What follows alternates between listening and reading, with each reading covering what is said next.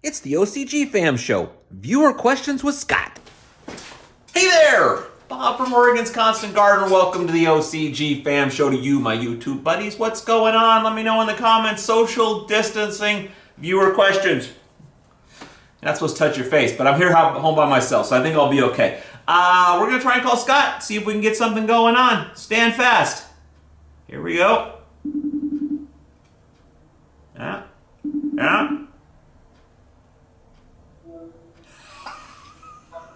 Is that better? I think it's better. Yeah, hold on a second. Your screen was flipping on me. And... Oh, yeah, we had a bad connection just a minute ago, but it seems like we have a better one now. Let's give her a shot and see what happens. All right. I got some questions. Are you ready? I think so. Okay. Paul's 248, frequent commenter. Hey all, Paul here. Why am I talking so loud? Paul here, you ended the video early. I need a rational answer to this calcium cake problem. I use SLF100 and soap, but still see this issue. I don't want to disturb the soil, but it sometimes becomes a physical endeavor. What methods do you advise can you get Scott to address it? This is talking about the caking on the top from using tons of Herculean Harvest, obviously. Do some people use soap for this? Some people The Bronners? I saw something else about that, about using the Dr. Bronners. That's a new one for me. Yeah, never heard before. But using SLF, or you certainly wouldn't want to use that other stuff that seems like it's like SLF, but it's not. What's that one I'm thinking of? Hygrozyme, and I mean, if it's really, really bad, that's the only time I use Hygrozyme. Is if I can't get ahead of it with SLF. How's the connection? Is it bad there? It's pretty good. No, I'm good here. I'm solid. Okay. You know, there's so many different ways that this is an issue. I personally have slower draining soil, and it doesn't bother me nearly as much, and my plants don't suffer from it. However, a lot of people want to make sure that their feed is good, their watering is evenly being distributed and going into the medium.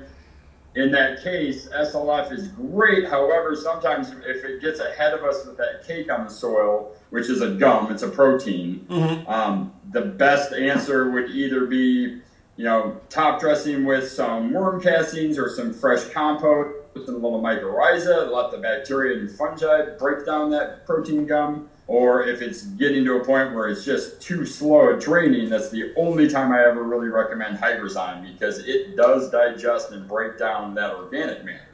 But it's non-selective. I mean, it doesn't say, hey, all the beneficials in this soil are going to be safe when I use this as a drench.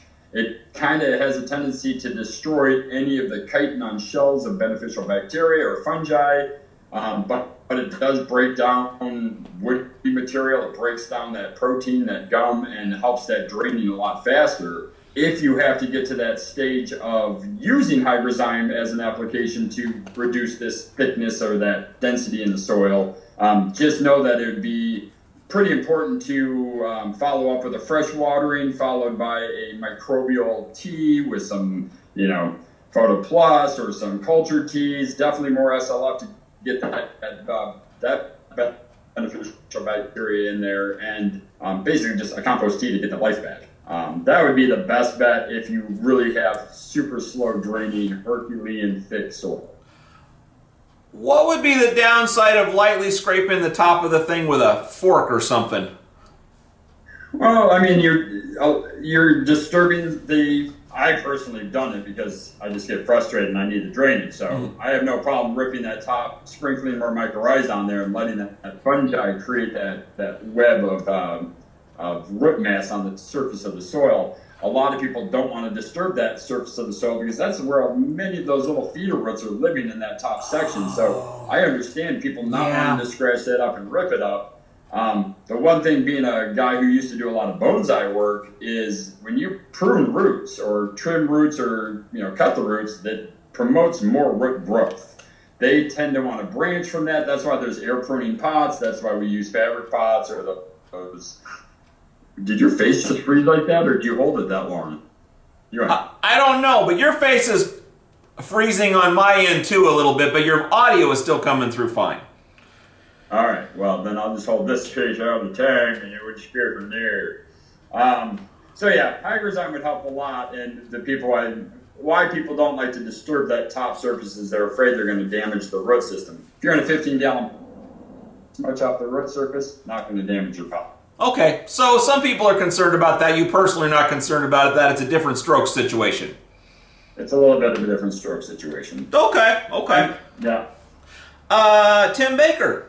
Hi guys, I have a question about the flushing stage. So is 10% runoff each watering recommended, or is it recommended to do regular amount of watering for 8 to 10 days? It seems it would get a little sloppy and possible gnat issues as well. The reason I asked this is I did a flush and felt compelled to do a ppm reading and check the runoff. It seems to be completely different than a proper slurry. Should I be concerned that maybe I should have pushed them more in runoff?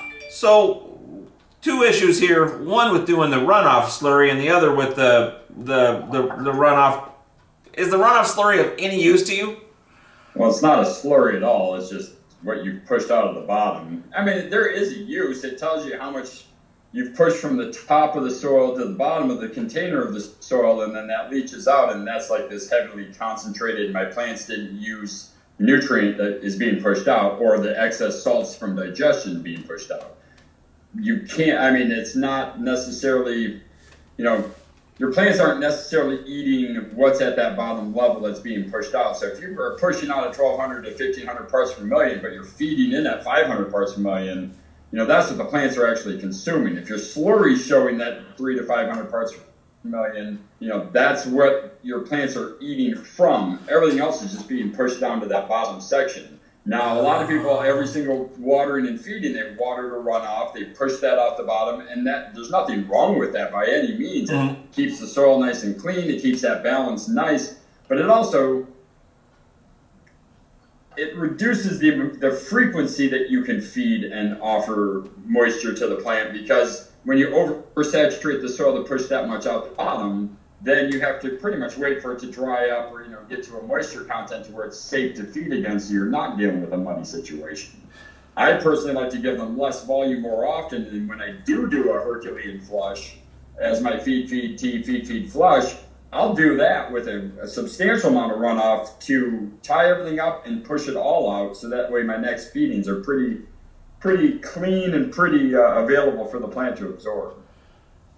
Okay, so when we do get to the end of the road flushing at the very end, how do you balance, and what are the issues with balancing getting it really soppy wet as opposed to getting everything out of there?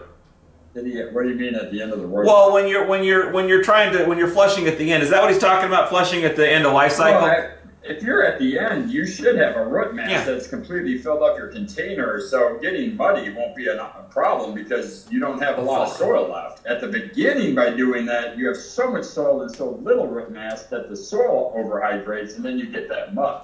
But at the end, I mean, I can feed them 5 gallons a day in the last 2 weeks of flowering and need to feed them every day because they're drying up. Falling through because there's just not much soil left in there, it's all roots. Yeah, if you get mud from flushing at the end and you don't have roots and you've done something else that's horribly gone awry and your plants never developed enough root mass to actually consume the moisture. Okay, good answer, good answer. Jason Carter, can I check my slurry numbers with one shot, and will it tell me if it's broken down enough? What is up with slurry numbers with one shot? So can you tell where you're at if you're running out of one shot by doing a slurry?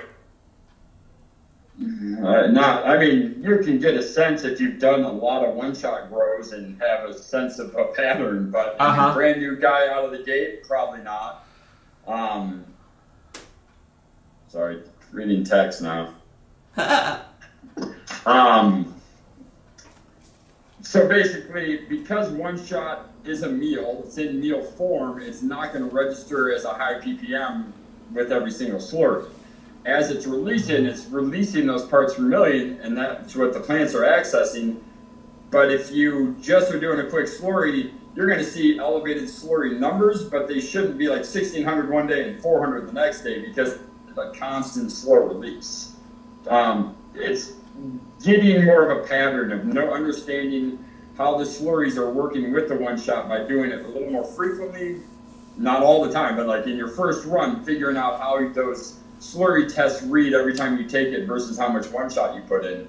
But it's such a slow release that it shouldn't ever be a spike or be starved.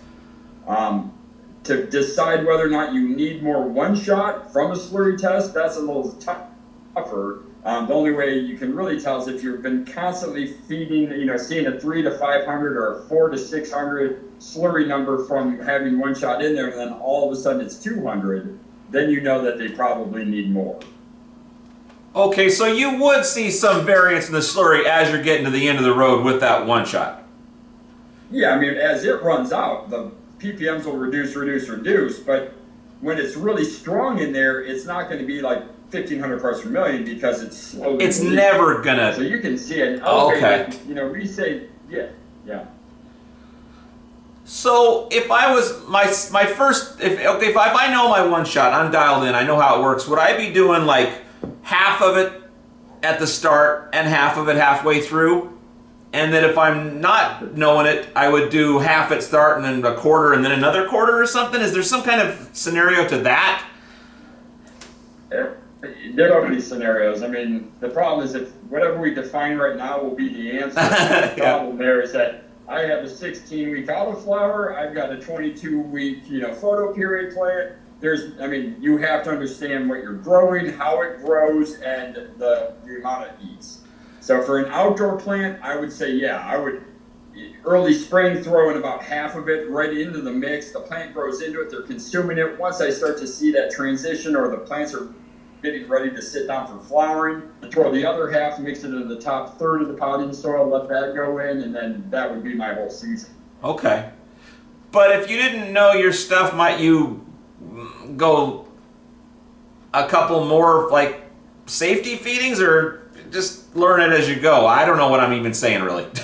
You mean safety feedings of one shot or safety? Is of one shot. I mean, would I like maybe do like a little extra to know I'm safe, or what would I see? Or the nice thing is it doesn't. I mean, you have to really over apply it to be a problem. So if you do put it in half and then a quarter right before bloom and another quarter a couple weeks into bloom, all of that's going to be fine. The worst case scenario is you'll find that you've wasted some one shot this season and it'll be available for you next season. Okay. But the nice thing is that it's because it's a slow release, it's not available sitting there at harvest, so it's not just sitting there leaching into the plant, so you're getting all these off flavors, these terrible tastes. It's literally just building potting.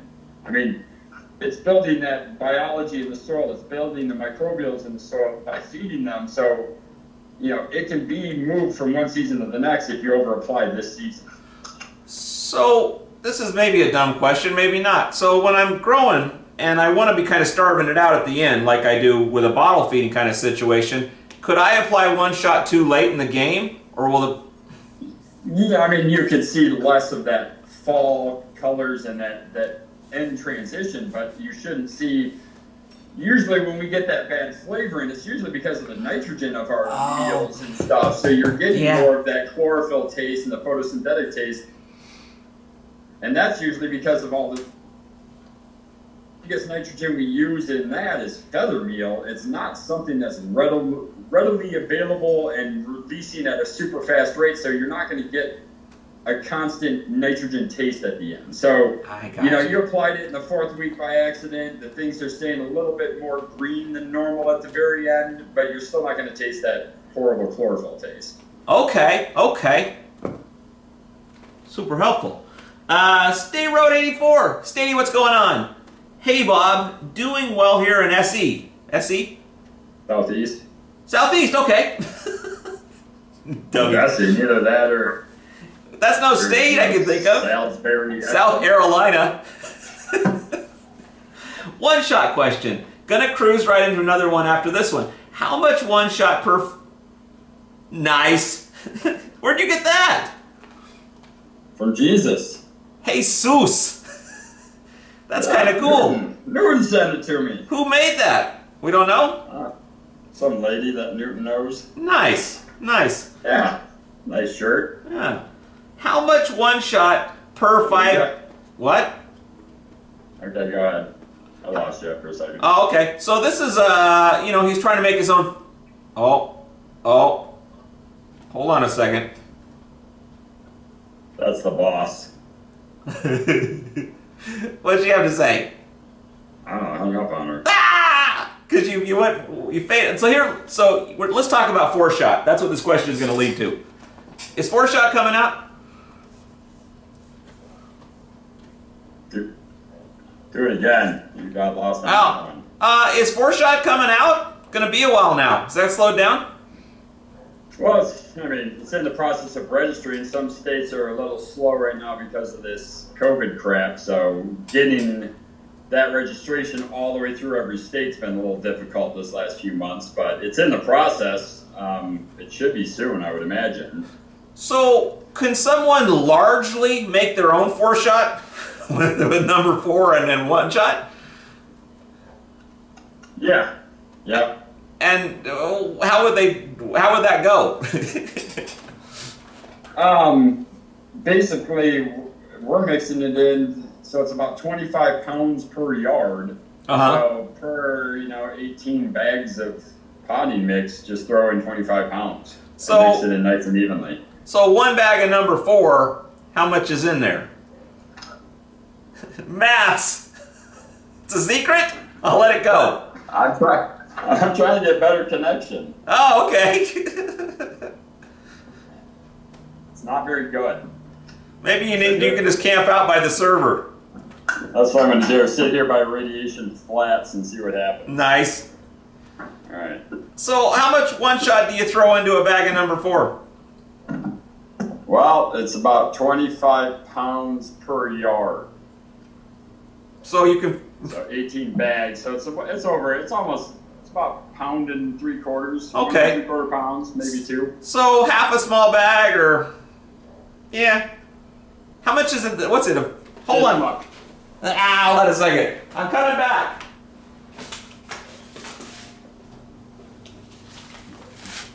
So the 4-pound bag, quarter of that. About a pound, maybe a half a bag. 4-pound bag should treat at least 3 bags. Okay. Maybe 4, but 3 for like what 4-shot is supposed to be. Okay, so that answers the question largely. Would you put anything else in there, or is it just it's the bag of soil and the 1-shot? You're pretty good to go.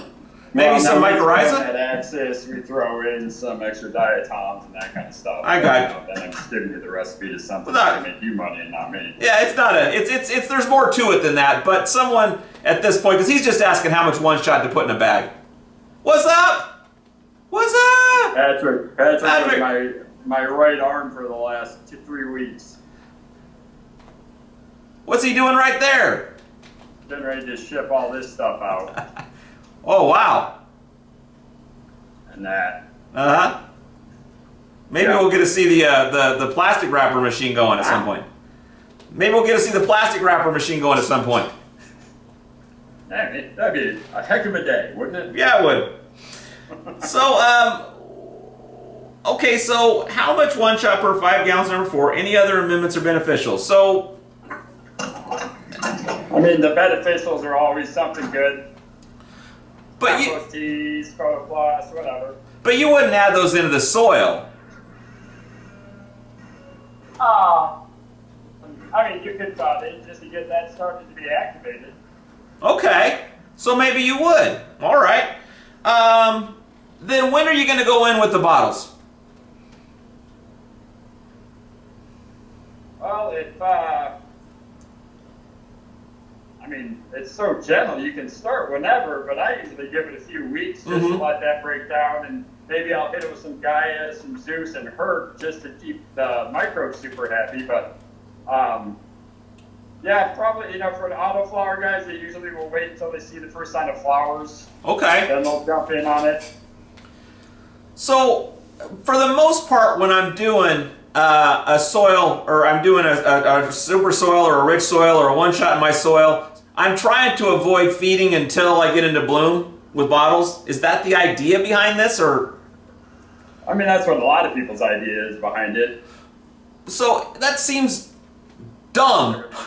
Runs nice and smooth. It seems like that might be dumb because wouldn't I get most of my growth, most of my massive, what I'm doing in veg? Yeah. I mean, if you're trying to make an accelerated bed, you definitely want to get feeding sooner than later. Yeah. Okay. But with this idea being that I'm going to go through and I'm going to get my... I don't know. Let's move on. Left of you. I have all these... Okay, so this is... we were doing the... talking about a Herc, one shot, and BK regimen. Just those things. Right. If you're doing that, would you throw some SLF in with that mix? SLF 100. Oh, yeah. I mean, wouldn't hurt at all to have more microbes in there. Okay. And SLF is just going to help that hurt break down and then just keep your roots healthy and happy. So if you're doing that, would you still be doing some kind of microbial tea situation too? Doing a, you know. Yeah. So that's an obvious one. Okay. There's never going to be a question where say, should I use microbes? I'll never say no. Okay. I mean, it's just always use microbes. So, but would you use beyond the SLF? Probably use some other stuff. Hey! Valente, he's back. This guy here works harder than anybody I know. Nice. Is he wearing a mask because he's wearing it for OSHA or for the COVID? Or both? They're just smart people and they learned how to not get sick from each other. Nice. My mask is on my... Okay. The labeling machine right here. See it? Is it some kind of robot? It's a Sophia. It's a Sophia. Right the there. Sophia 3000. It's not a rope, it's a Sophia. I said a robot. Oh, well, yeah. She's kind of a robot. She's fast like a robot. Nice. I've been doing her job for the last 3 weeks. I'm glad she's back, too. Yeah, I can imagine. It's no joke. Putting those labels on. Getting them straight. Horrible. Yeah. So, Tim Baker. Well, a new product to cover a mag-hungry plant. Awesome. Question, is there a timeline for the new product and what cool name will it have? The magnesium thing. No new name yet. No new art yet. Just getting out some test trials to some growers that I know are always having mag issues to see what they think of it. And then just making sure our one of the wetting agents we're using for that comes from South America is smooth. I mean, as far as the product flow, raw material. Oh, as far as getting it to you from them. Right now, cocoa fiber is scary to try to get. So Oh. A lot of import issues right now. I can imagine. Well, hopefully that'll clear up, in a week or two. Yeah, I'm sure cocoa fiber is going to just start flowing here in May. Yeah, we actually are not pure cocoa products anymore this year. Okay, that's about halfway through. Let's pick it up again tomorrow. I'll see you then. I love you. The OCG Fam Show. It's pretty good. It happens every day. It's the OCG Fam Show. See you tomorrow.